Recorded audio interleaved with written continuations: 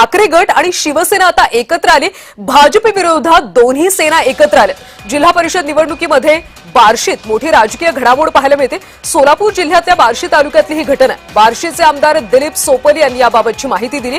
दोन्ही सेनांना राष्ट्रवादी आणि शरद पवार गटाचा देखील पाठिंबा मिळाला। सोलापूरच्या बार्शी जिल्हा परिषदेमध्ये एक मोठी राजकीय घडामोड पाहायला मिळते। इथे शिंदेंची सेना आणि ठाकरेंची सेना भाजप विरोधात एकत्र आली आणि या आघाडीला दोन्ही राष्ट्रवादीचा सुद्धा पाठिंबा मिळतो। बार्शीचे आमदार दिलीप सोपल यांनी याबाबतची अधिकृत माहिती दिली।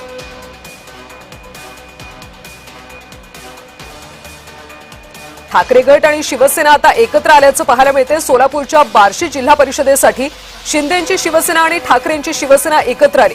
भाजप विरोधात खरं तर सगळेच पक्ष या ठिकाणी एकत्र आल्याचं पाहायला मिळते, कारण शरद पवारांची राष्ट्रवादी आणि अजित पवारांची राष्ट्रवादी यांनी सुद्धा दोन्ही सेनांना पाठिंबा दिलेला आहे। त्यामुळे भाजप विरोधात सध्या राष्ट्रवादी आणि दोन्ही शिवसेनेनी मोठ बांधल्याचं पाहायला मिळते। सोलापूरच्या बार्शीमधली ही घटना आहे आणि बार्शीचे आमदार दिलीप सोपल यांनी याबाबतची अधिकृत अशी माहिती दिली।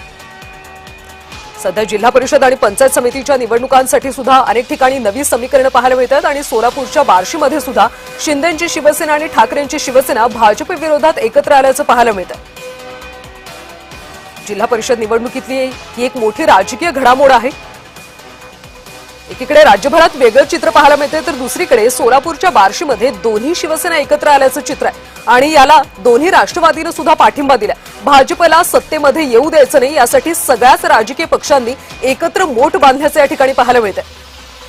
भाजप विरोधात शिंदेंची शिवसेना आणि ठाकरेंची शिवसेना बार्शीच्या जिल्हा परिषदेमध्ये एकत्र आल्याचं चित्र सध्या पाहायला मिळतंय।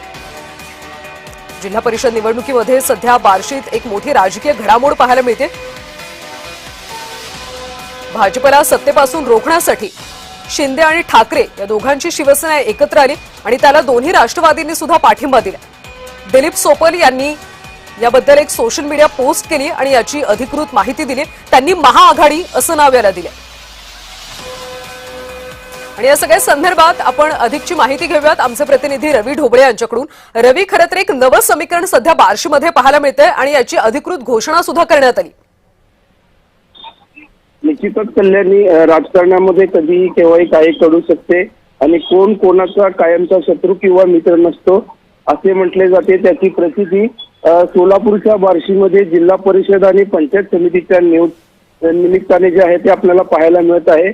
एकीकडे राज्यात मुंबई, कल्याण, डोंबिवली महापालिकेत दोन्ही शिवसेनेमध्ये राजकीय वाद सुरू असताना सोलापूरमध्ये जे कट्टर हार्डवेअर असलेल्या दोन्ही शिवसेना जे आहे ते आज जिल्हा परिषद आणि पंचायत समितीच्या निवडणुकीत जे आहेत ते एकत्र आलेत आहे आणि त्यांच्या सोबतीला दोन्ही राष्ट्रवादी देखील भाजपच्या विरोधात लढतानाचं चित्र आपल्याला पाहायला मिळत आहे। कल्याणी, रवी, या सगळ्याबद्दल वरिष्ठांना काही माहिती देण्यात आली होती का? मुंबईमध्ये उद्धव ठाकरेंना याबद्दलची काही माहिती आहे का?